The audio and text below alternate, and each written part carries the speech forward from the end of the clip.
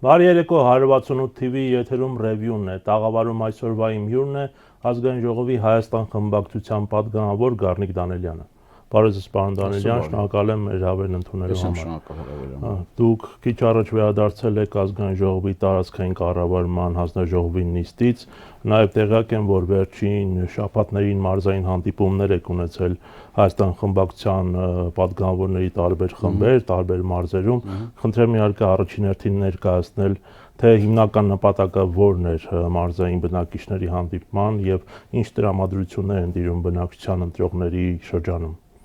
Նախ եւս մեկ անգամ շնորհակալություն եմ հայտնում հրավերի համար, ասեմ, որ մեր այցելությունները մարզեր դա պարբերական բնույթ են կրում, այնպես չի, որ մենք նոր ենք սկսել մարզեր այցելել, միշտ էլ մեր խմբակցությունը այդ այցերը կատարում է, շատ դեպքերում մենք ոչ ֆորմալ առումով հանդիպումներ են ունենում, լինում է նաև հանդիպումներ, որը որ ականատեսն եք լինում դուք եւ մյուս բոլոր լրատվամիջոցները։ Մարդկանց հիմնականում մտահոգող խնդիրները անվտանգային խնդիրներն են, նաև շատ վերջին տարիներին սրվել է նաև սոցիալ-տնտեսական խնդիրները, այսինքն այն որ սրանք այն լոզունգներով, որ եկել են իշխանության, ասելով, որ դուք այլևս ապրելու եք սոցիալապես բարեկեցիկ վիճակում, ձեր բոլոր խնդիրները լուծվելու են, մենք այնպիսի հնարավորություններ ենք տալու, որ տնտեսվարողները զարգանան, գյուղատնտեսությունը զարգանա, տարբեր ոլորտներում խոստումներ են տալիս, այդ խոստումները ձախողել են իշխանությունները եւ մեր հայրենակիցների օբյեկտիվ դժգոհությունն է առաջացել հենց այդ խնդիրների վերաբերյալ։ Կան շատ ու շատ խնդիրներ, որոնք որ ոչ միայն լուծում չեն ստանում, այլ հակառակը այնպիսի պայմաններ են ստեղծում, որ մեր քաղաքացին ի վիճակի չի լինում այլևս այդ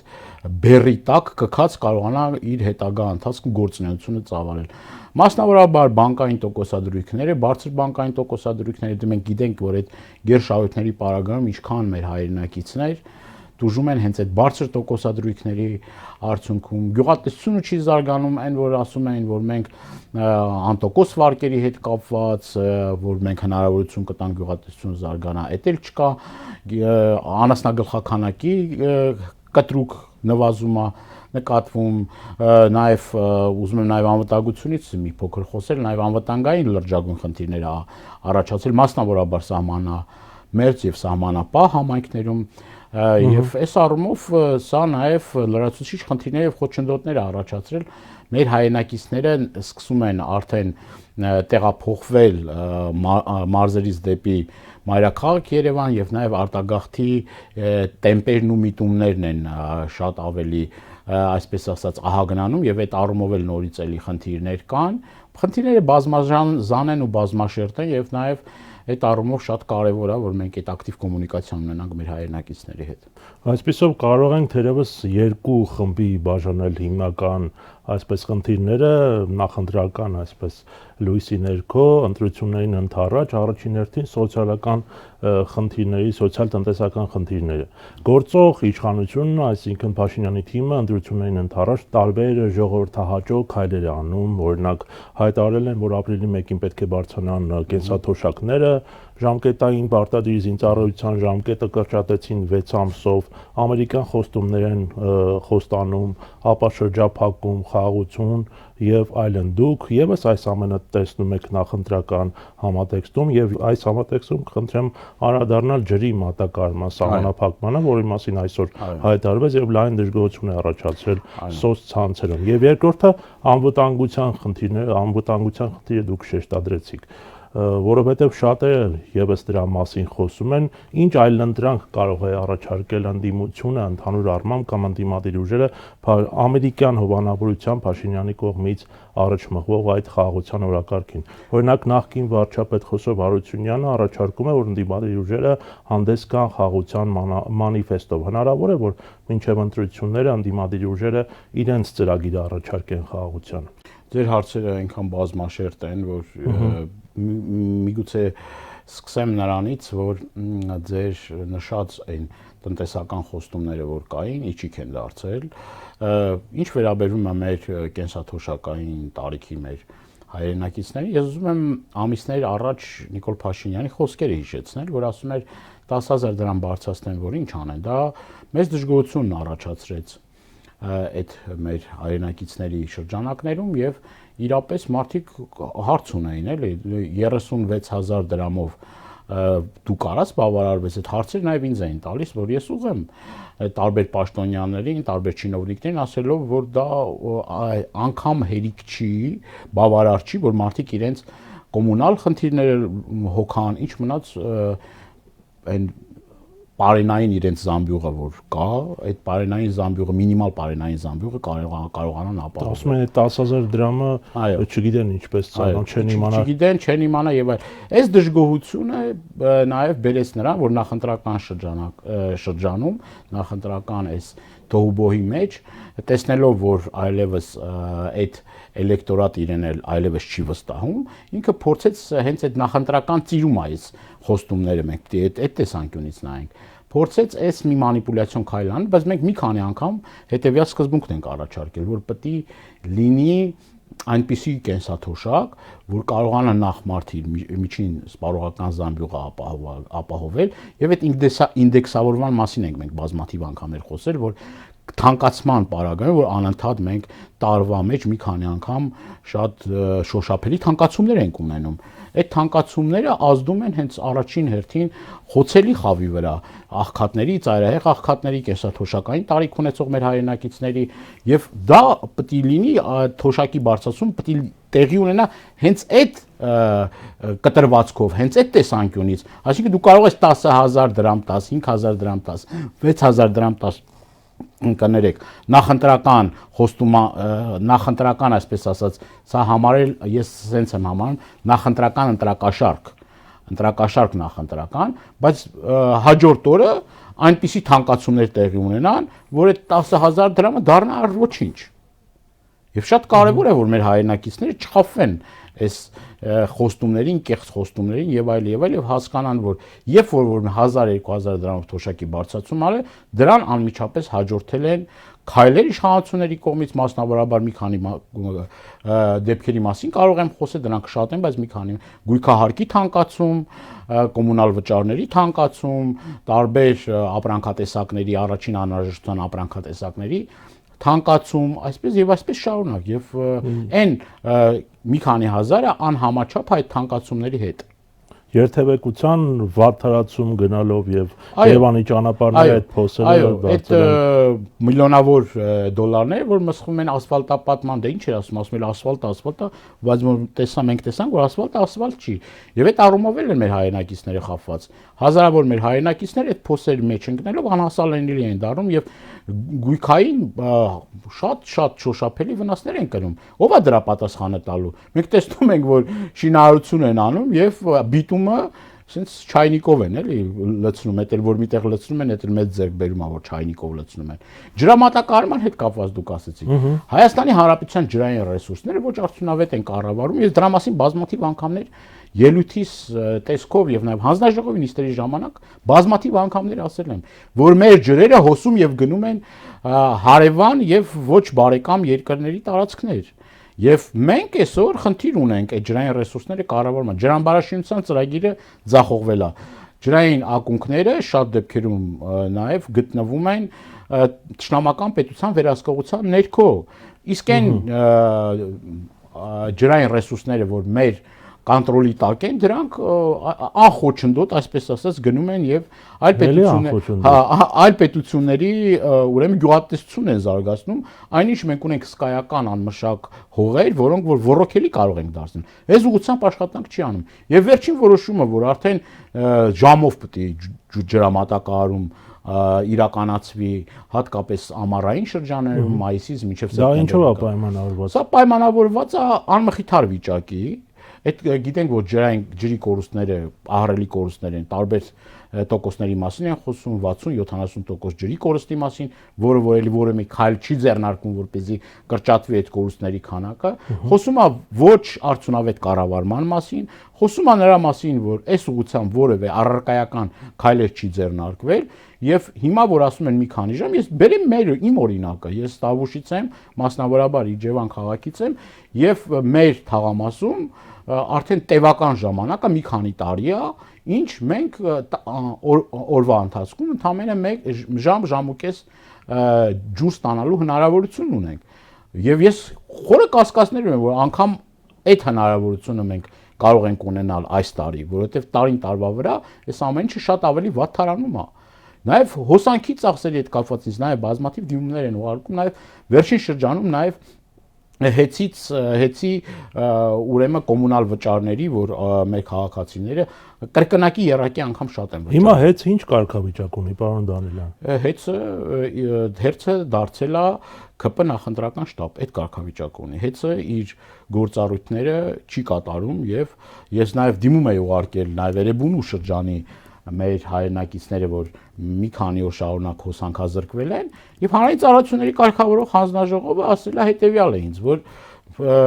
հեցը իրենց տրամադրել է հետեւյալ գրությունը, որ հնարավոր է քննություն ա գնում, ես 2 ամիս է արդեն ավել է քննություն ա գնում, եթե պարզվի որ ֆորս մաժոր է, այդ փոխհատուցումը չեն ստանա։ Արդեն պարզ դառնում է, որ հանրային ծառայություն կարգավորող հանձնաժողովը հիմք է ընդունելու իրենց տված եզրակացությունը, որ ֆորս մաժոր աղի եւ այդ մարդիկ այդ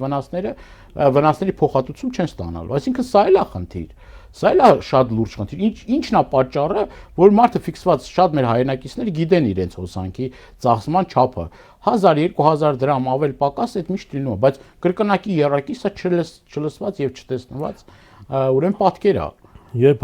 բայց հայտարարում են, որ պետականացնելու են, թե ազգայնացնելու են, հիմա դրանցից որը եղավ եւ որն է դրանց տարբերությունը։ Նախ ես ուզում եմ հիշեցնել, որ այն իրավիճակը, որ ստեղծվել է հեցի շուրջ, սա ներդրումային միջավայրի վրա շատ լուրջ եւ էական ազդեցություն է ունենալու։ Այն ներդրողը, որ տեսնում է, որ Հայաստանում սեփականատիրոջից խլվում է այդպիսի հսկայական մի կազմակերպություն, ինքը հսկայական նաև ներդրում են իրականացրել այդ ընթացքում մասնավորաբար Սամվել Կարապետյանի կողմից եւ տեսնում է, ինչ է տեսնում է, որ ուղղակի պետության կողմից խլվում է մարդու բիզնեսը, որևէ հոդաբաշխ պատասխան չի տրվում եւ այդ ներդրողը 100 անգամ պետք է մտածի, որ լավ, ես եմ ներդրում անում Հայաստանում, վաղը միսօր ես կլինեմ այդ կարգավիճակում, ինչ տարբերություն։ Եվ սա լրջագույն հարված է ներդրումային միջավայրի վրա։ Ես նաև ուզում ձեզ հիշեցնել, թե նախկինում ինչ էին ասում իշխանությունները։ Միլիարդավոր դոլարների ներդրում։ Այո։ Հեսա ներդրումային հոսք է գալու Հայաստան։ Եվ այլը, եւ այդպես շարունակ, բայց Վենսիայից ընթացքում էլ դրա իրական սեկտորում որպես արտադրանք, որ արտադրանք ժամանակին ինչ էին ասում են հերոստացույց, հայկական հերոստացույցի մասին էին խոսում, սեպու, այսպես ասած, մեքենաների արտադրության մասին էին խոսում, սառնարան եւ այլ, բայց մեր քաղաքացին ինչ է տեսնում։ Գնում է մեր քաղաքացիներից մեկը լավ ասեց, չկա հայկական սառնարանը, կամ այն սառնարանը, որ ինքը ունի, գնում է բացում է, խոսում է, տեսնում է, խոսում է Նիկոլ Փաշինյանն ասում ամեն ինչ լավ է, ասում է սառնարանի դուռը բացում, տեսնում դատարկա։ Այսինքն այդ դատարկաբանությունը եւ պատասխան չտալու, հաշվետու չլինելու իր անպատասխանատու հայտարարությունները մեր հայրենակիցների արդար զայրույթներ առաջացնում, որովհետեւ չես կարող անդադ ստով կերակրես մեր հայրենակիցները։ Իրենք իրենց մաշկի վրա զգում են եւ նաեւ տնտեսվարողներն են զգում իրենց մաշկի վրա։ Ահավասիկ նաեւ այն հսկայական հարկային տուժ-տուգանքները, որ գալիս են մեր հայրենակիցների վրա, այն հարկային համակարգը, որ տերորի է ենթարկում բիզնեսին, մասնավորաբար փոքր եւ միջին բիզնեսը տուժում է դրանից եւ տոկոսադրույքներն ավելացրել 5%-ից հասնելով 10%-ի եւ մեր քաղաքացիները դարձել են տուգանքի մատերիալ, տուգանքի բառից բուն իմաստով տուգանքի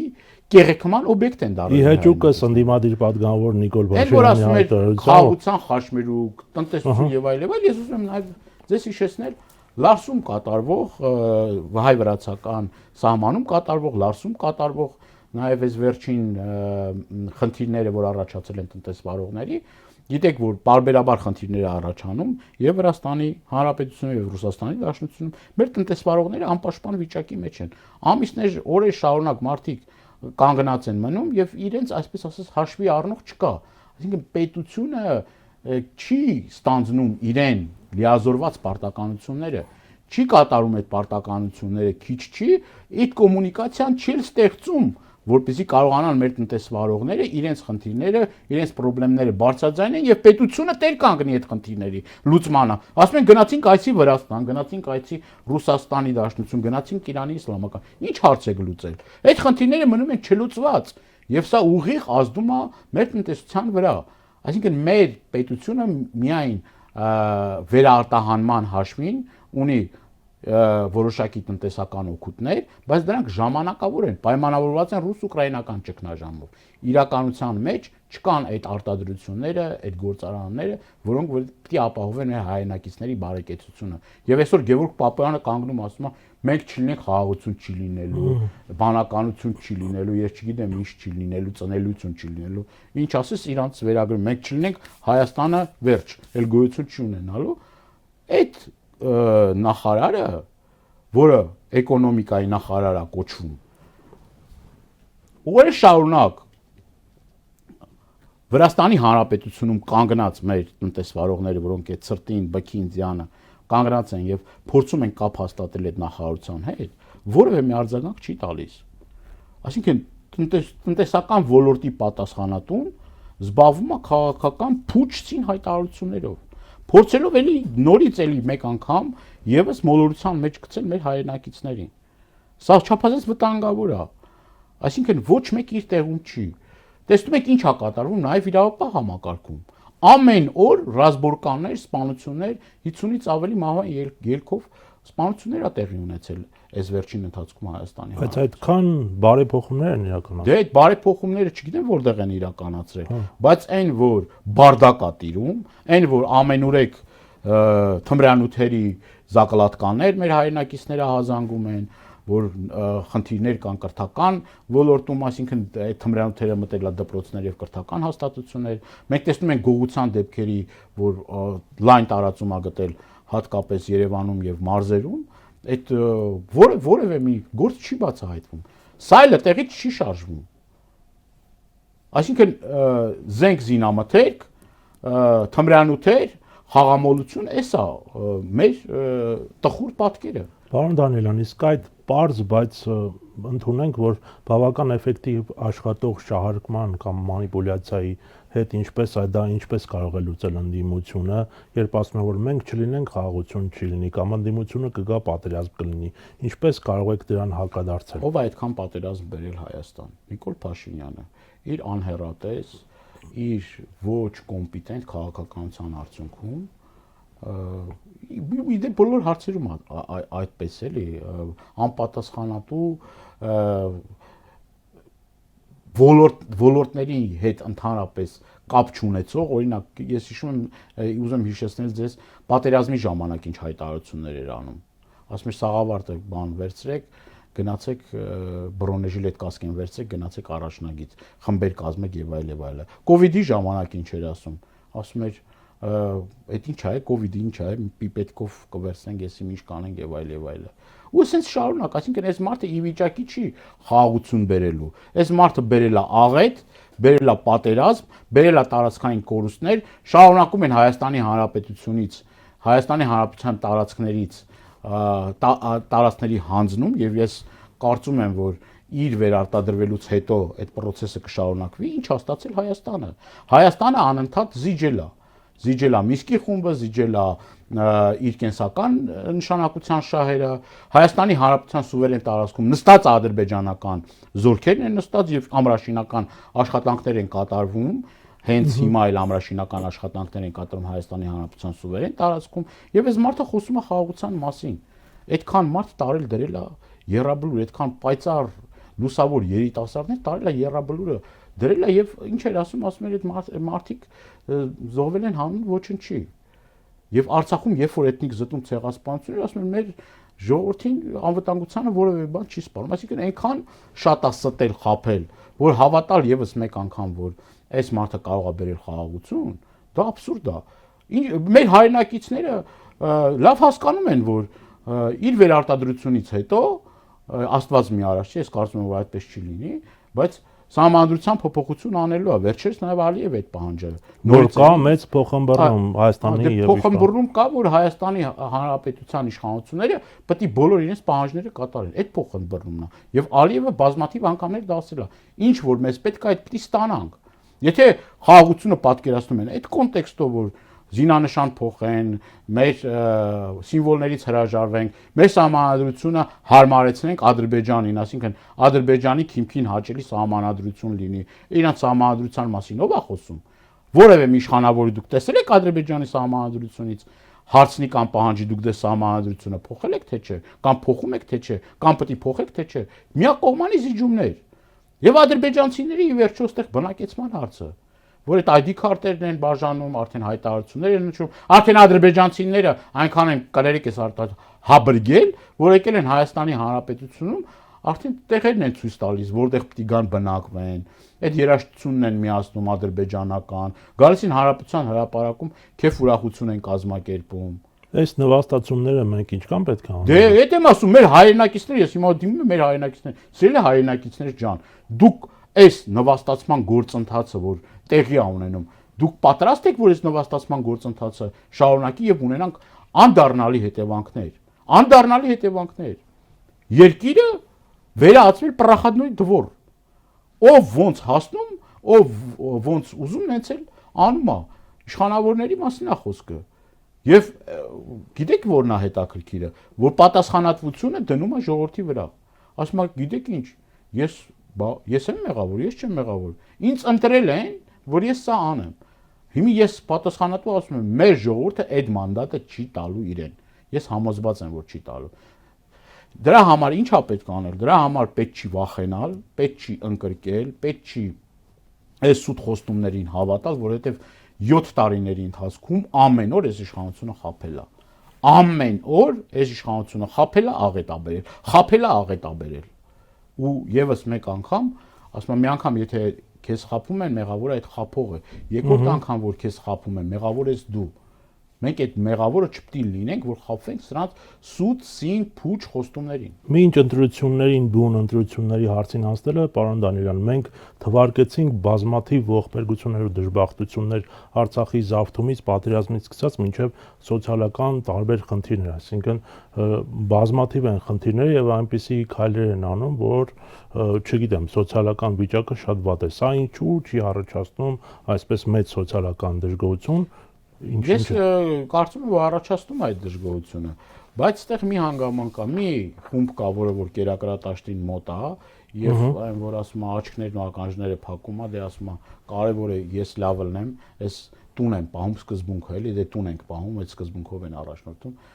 որոնք որևէ մի կապ չունեն մեր երկրի եւ պետության իրական շահերի հետ եւ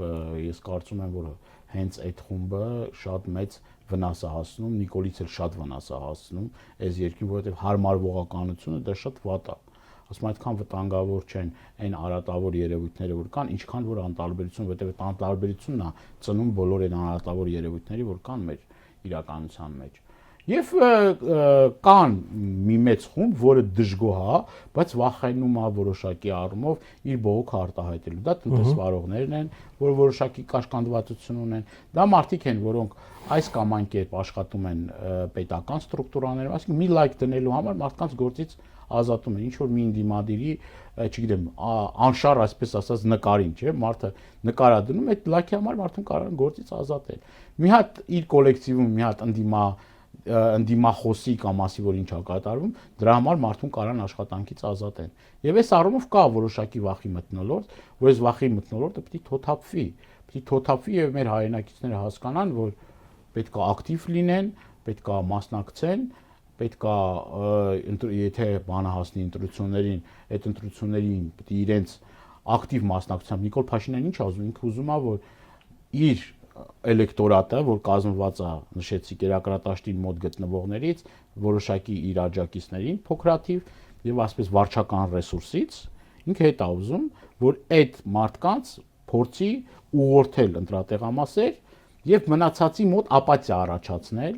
վախ առաջացնել, որ չմասնակցեն տարբեր process-ների։ Ինչպես հիմա այդ մարդկանց դուրս բերել ապաթիայից, թերևս դա է այդ մարդկանց պետք է խնդրել, հորդորել, բացատրել, որ իրենց ակտիվ մասնակցությունը շատ կարեւոր է, որովհետեւ ոչ թե մենք ստանդարտ իրավիճակներում ենք գտնվում, որ չգիտեմ, այս կամ այն եվրոպական երկրում, որ երկրում չենք, երկիր չենք մենք, որ մեր որոշումները այդքան էական նշանակություն չունենան երկրի հետագա զարգացմանը։ Մենք էգզիստենցիալ խնդիր ունենք, մենք գոյաբանական խնդիր ունենք, մեր ընտրությունից է կախված Հայաստան պետությունը վաղը միսօր կլինի, որպես այդպիսին ես չեմ չափազանցնում, որովհետև իշխանության վերարտադրությունից հետո այն, որ միջև հիմա ավիրել են, այդ պարզ է, ավելի քան ակնհայտ է։ Շատ ավելի մեծ աղետների առջև մեզ կանգնացնելու։ Իսկ մարզային հանդիպումներից ինչպես եք զգում մարդկանց տրամադրությունը, որքանով է մեծ աջակցությունը ընդդիմությանը եւ որքան է մեծ դժգոհությունը իշխանություններից եւ ինչպես է գնահատում ընդհանուր ընդդիմության շանսերը։ Ես հենց այս վախերը, որ իրենք պարբերաբար վերջին շրջանում ասում են Գյումրի 2, Գյումրի 2, ի՞նչ է Գյումրի 2-ը։ Գյումրի 2-ը համանդրությամբ տրված լիազորությունն է, որից օգտվել է անդիմությունը եւ անգամ այդ գործիքակազմից օգտվում է նաեւ իշխանությունը, շատ համայնքներում իշխանություն են ստանձնում այլ ուժերի հետ կոալիցիա կազմելու պարագայում։ Եվ այդ համանդրորեն տրված այդ լիազորությունը անդիմությունը հնարավորություն ունի օգտագործելու խորհրդարանում։ Այդ ինչից եք վախեցել։ Այդ ինչ եք ընկել դռնեդուր, այդ ինչ եք տենց լարվել, ջղաձգվել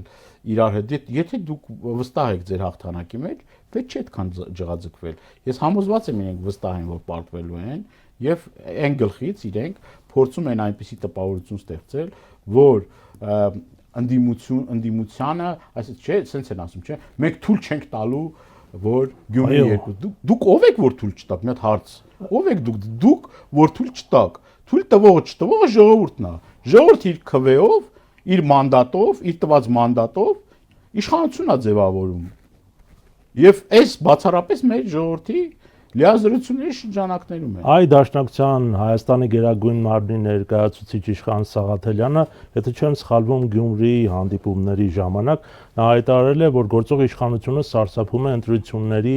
Գյումրի 2 սցենարից, մինչդեռ քաղաքացիական պայմանագրի ներկայացուցիչ Վահագն Ալեքսանյանը ավելի վաղ պնդել էր, թե ծոծրակներդ կտեսնեք, Գյումրի 2 օպերացիա չեք տեսնի։ Իսկ ըստ ձեզ ով ում ինչը կտեսնի ընտրությունների հարցում։ Իրենք քանի որ իրենց հույսը դրել են իրավապահ համակարգի վրա, այսինքն իրենք կարծում են, մտածում են, որ իրենց SMS հաղորդագրություններով կարող են ճնշում գործադրել իրավապահ համակարգի վրա, իրավապահ համակարգը բռնություններ գործադրի ինտիմադիրների վրա, նոր ալիք բարձրանա ռեպրեսիաների եւ այլ, բայց ցանկացած ռեպրեսիա ինքը նաեւ հակազդեցություն է տալիս, չէ՞, ասենք դու չես կարող անընդհատ ռեպրեսիաներ գործադրես, ի վերջո դա վերջանալու հատկություն ունի այդ ռեպրեսիան եւ հակառակ էֆեկտի ազդեցություն ունի եւ ես իմ կարծիքը իմ կոչը հետեւյալն է, որ մեր ժողովուրդը իր քվեով իր ակտիվ մասնակցությամբ շարաչուն ապտակ կհասցնի բոլոր այդ պորոտախոսներին, մեծախոսներին, սպառնացողներին, տգետներին, որոնք որ մտածում են, որ իրենք կարող են մեր քաղաքացիների փոխարեն որոշել, թե ինչ պետք է լինի Հայաստանի Հանրապետության,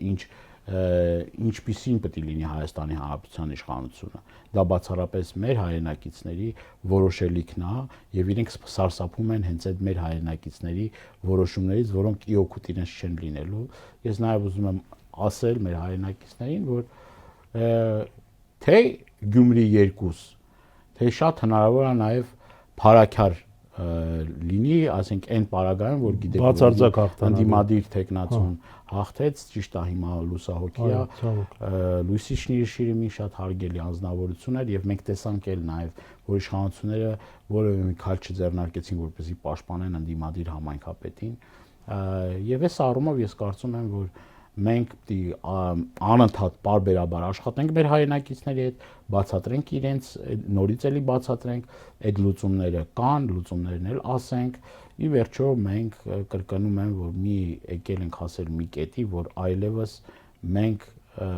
իրավունքը չունենք խաբվելու իրավունք չունենք։ Ցանկացած այդպիսի մի քայլ մեզ շատ անդառնալի հետևանքներ կարող է բերել մեզ։ Պարոն Դանիելյան, այսինքն առավել հավանական եք համարում Գյումրու սցենարի տարբերակ ընտրություններում, ինչ ճանապարհով կգնան այն խոշոր միավորումները։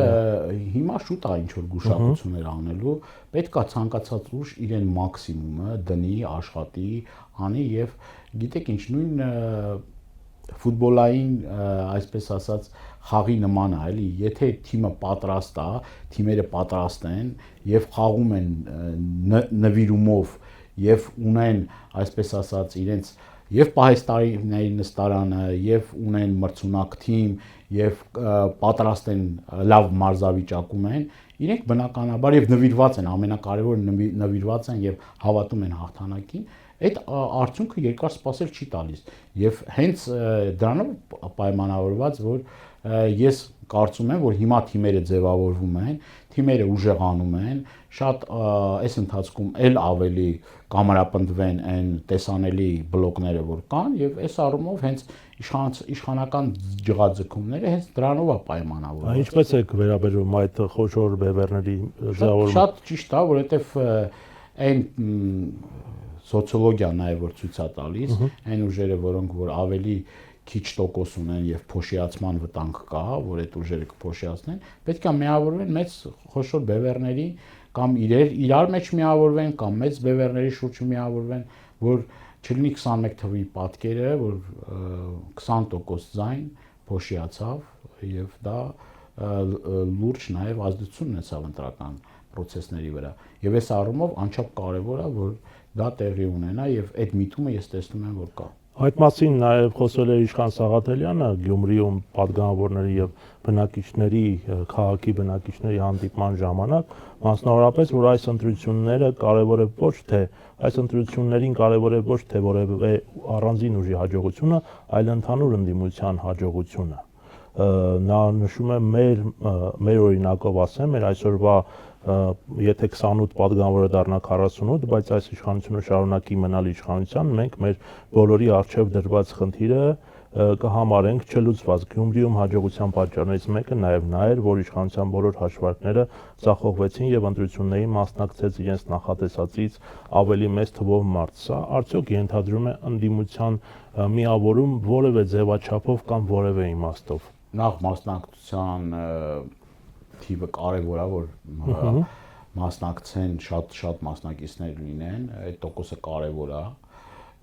Ես կարծում եմ դա տեղի կունենա, համոզմունք ունեմ։ Երկրորդը, այդ միավորումները կարևոր են, որպեսզի մեր հայրենակիցները հնարավորություն ունենան ընտրության, բայց այդ ընտրության հնարավորությունը ոչ թե 25 ուժերի միջև, այլ մի քանի ուժերի միջև եւ այդ առումով շատ հեշտ կլինի կողմնորոշվել, էլի։ Սա շատ կարևոր է։ Եվ ճիշտ է նշվել, որ ոչ թե մեր խնդիրն այն է, որ մի քանի մանդատ ավել ունենանք։ Մեր խնդիրը այն է, որ Հայաստանի Հանրապետության իշխանապողություն լինի, եւ ի վերջո կառավարությունն էլ կազմվի հետեւյալ սկզբունքով, որ բոլոր այն ուժերը, որոնք որ կարող տեխնացուներ ունեն տարբեր պաշտոնների,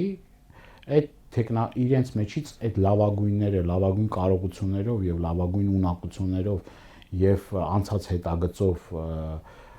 պատրաստ լինեն ստանձնել պատասխանատվություն եւ պատվով տանեն այդ պատասխանատվությունը։ Հայաստանի Հանրապետությունում դժվար է գտնել մի ուժ, որը որ այդ կադրային, այսպես ասած, բանկը 100%-անոց ունի։ Մեկինը մի քիչ ավել շատ, մեկինը պակաս եւ այլը, տարբեր ուժեր կան, ես տեսնում եմ, որ իրենք ունեն կարողականություն, այդ թվում նաեւ մեր ուժը, որը որ այդ հնարավորությունը, այդ կարողականությունը, այդ անցած ճանապարհը փորձի եւ այդ մարդիկ ունի, որոնք որ կարող են օգտակար լինել մեր երկրի, մեր պետությանը եւ այդ մի քանի տարիները 24 ժամյա աշխատանքով իրենց նվիրվածությամբ կարող ենք մենք այս տխուր իրավիճակը փոխել եւ լուսավոր ապագա ստեղծել մեր սերունդների համար։ Մի քանի տարի տառապալի աշխատանք հեշտ չի, այսքան քանդածը մեկ օրում չի վերականգնվելու, բայց կրկնում եմ, աշխատանքի համառության, նվիրվածության, ազնվության, պարկեշտության եւ գիտելիքների ամենակարևորը։ Շնորհիվ մենք կարող ենք կարող ենք այս տխուր վիճակը փոխել, բեկել այս ընթացքը։ Պարոն Դանիելյան, իսկ արդեն ունեք պատկերացում, թե Դաշնակցությունը որ ուժի հետ է դաշինք կազմելու։ Այդ հայտարարություններ հնչել են, մենք նախապատվություն տվել ենք դաշինքային ֆորմատին, այսինքն մեր գերագույն ժողովի որոշումները հենց դրա մասին են, որ մեծ բևեռներով հանդես գալու եւ առաջնահերթ մենք Հայաստան դաշինքի շրջանակներով հիմա բանակցություններ ա գնում եւ կարծում եմ, որ մենք այս ընթացքը, նաեւ այս տարիների ընթացքը ցույց ա տվել, որ այդ ֆորմատը արդյունավետ է, այդ ֆորմատը ունի բոլոր հնարավորությունները, թե նաեւ իր ասելիքով, իր տեսլականով եւ նաեւ իր առաջարկներով մեր ժողովրդին այդ հնարավորությունը կտա գնահատելու եւ իր այսպես իր քվեին արժանացնելու։ Խաղաղության օրակարգի մասին չասացիք անվտանգության խնդրի։ Հնարավոր է, որ ընդդիմադիր ուժերը, ասենք, նախաձեռնություն իրենց ձեռք վերցնեն եւ իրենց տեսլականը առաջարկեն, որ իրենք նույնպես խաղաղություն ունեն ուզում, բայց իրական խաղաղություն։ Տեսեք, խաղաղությունը ես ուզում եմ ձեզ հիշեցնել Նիկոլ Փաշինյանի այն հայտարարությունը, որ առանց երաշխավորների խաղաղություն թղթի կտոր է։ Այդ մորուքով Նիկոլ Փաշինյանն էր, հետո սափրվելուց հետո արդեն փոխվեց իր կարծիքը, ժամանակին ինքը ասում էր, դրա տեսանյութերը կա, որ առանց անվտանգային երաշխիքների, պետությունների դա ընդհանրապես արտաքնոցի օգտագործելու թուղթ է։ Հիմա այդ էլի իր բնավորության համաձայն դա 180 աստիճանով շրջվեց եւ ճշմարտությունը նրա մեջ է, որ Ադրբեջանը առավելապաշտական նկրտումներ ունի Հայաստանի Հանրապետության նկատմամբ եւ իրեն զսպող ով դի իրեն զսպի Նիկոլ Փաշինյանը իհարկե չի կարող զսպել իր ախորժակը, ընդհակառակը ինքը այդ ախորժակին հագուրտ տվողն է եւ այս առումով կարեւոր է որ մենք դաշնակից բարեկամ երկրների հետ ունենանք փոխվստահելի հարաբերություններ եւ բոլոր այն ուժային կենտրոնների հետ կարողանանք բալանսավորված նորմալ քաղաքականություն վարել եւ այդ դրա արդյունքում ոչ թե տարածաշրջանը նոր պատերազմների, նոր, այսպես ասած, հրձիկ դառնալու, նոր վառոդ դառնալու ուրեմն դառնանք, այլ մենք կարողանանք ի վերջո փոխվստահելի հարաբերությունների արդյունքում կարողանանք իրական խաղաղություն բերենք, ոչ թե էպիզոդային, հիմա զինադադար է, հիմա այս պահին զինադադար է։ Շատ ենք լսել, ասում են խաղաղություն, բայց հիմա խաղաղություն ընդհանրապես զինադադար է եւ Տշնամին մենք տեսնում ենք, եթե իր ձգտումները առավել է, ոնց ինչ խաղաղության մասին կարող է։ Եթե դիվանագիտական քաղաքական միջոցներով կարողանում է իր ուզածին հասնել, այսինքն ինչ իմաստ ունի, որ ռազմական ուժ գործադրի, ճիշտ է։ Այո, եւ իմ կարծիքը հետեւյալն է, որ մենք նախ պետք է ունենանք ուժեղ բանակ, դա ամենակարևոր հարցն է, որը այսօր բավականին լուրջ խնդիրների առջև է կանգնած, ունենանք դաշնակիցներ, որոնք որ գետնի վրա կարող են ապահովել նաև մեր դաշնակցային հարաբերությունները եւ ի վերջո մենք ունենանք ուժեղ ղեկավար կազմ, որը որ այս նվաստացած վիճակը որ կա, որ մենք տեսնում ենք, էլի Ալիև Էրդողանի արչև ծնկած ղեկավարը չի կարող խաղաղություն բերել մեր երկրին, չի կարող խաղաղություն բերել։ Պետք է լինի փորձառու, արհեստավարժ, հեռատես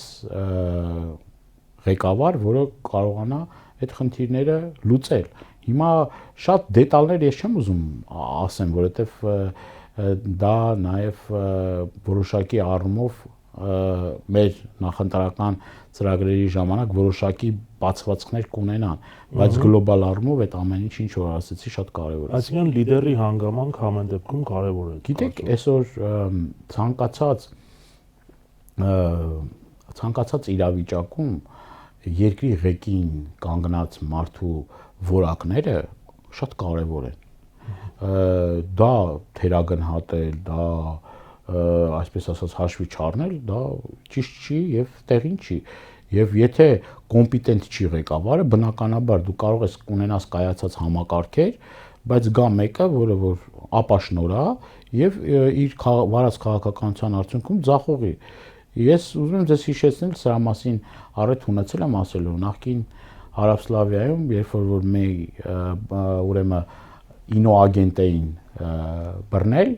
օտարերկրագործակալ, բարձրաստիճան պաշտոնյա, ասել են դու ինչ հրահանգ ես ստացել, ասել են մեկ հրահանգ եմ ստացել։ Եվ այդ հրահանգը հետևյալն էր. բոլոր պատասխանատու պաշտոններին նշանակել մարդկանց, որոնք որ իրենց գործից անտեղյակ են։ Այսինքն գործից անտեղյակ մարդը բնականաբար չի կարող ոչ ոլորտ ղեկավարել, ոչ առավել եւս երկիր, պետություն,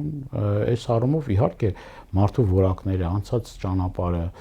մարդու գիտելիքները, փորձը անչափ կարևոր են երկրի հետագա զարգացման եւ գոյատևման համար։ Ու եւս մեկ հարց ձեր թույլտվությամբ ծրագրային բնույթի Հայաստան խմբակցության պատգամավորները մարզային հանդիպումների ժամանակ խոսել են սոցիալական տարբեր խնդիրների մասին, նշելով, որ աշխատավարձերը բարձրացվում են օրենքով դատախազների, քննիչների, դատավորների միանգամից, իսկ ուսուցիչների դեպքում ատեստացիոն խայտառակ համակարգ է ստեղծված եւ Աննա Գրիգորյանը հայտարարել է, որ պետք է փոխենք այդ համակարգը, բարձրացնենք բազային աշխատավարձը, ինչ մեխանիզմներ եք դուք առաջարկելու ձեր ծրագրով ուսուցիչների եւ թիրախային մյուս խմբերի աշխատավարձերի եւ սոցիալական բարեկեցության համար։ Բազային աշխատավարձը պիտի բարձրանա, այսինքն այն աշխատավարձը, որը որ արժանապատիվ ապրելու հնարավորություն կտա մեր սիրելի պատվելի ուսուցիչներին եւ ի վերջո այդ խապկանքը, որ իշխանությունների կողմից տարիներ շարունակ ասվում է, որ գիտեք ուսուցիչ ստանում է 400,000, 500,000 դրամ, սուտ է իրականության մեջ։ Մեր ուսուցիչների ճնշող մեծամասնությունը 80% ավելին, ես հարցում եմ ուղարկել, 100,000-ի սահմաններում է աշխատավարձ ստանում, կան հատուկ են ատեստավորում անցած ուսուցիչներ, որոնց հետ ես խոսել եմ, առավելագույնը ստանում են մաքուր, այսպես ասած, աշխատավարձը, այն մարդիկ, ում հետ որ ես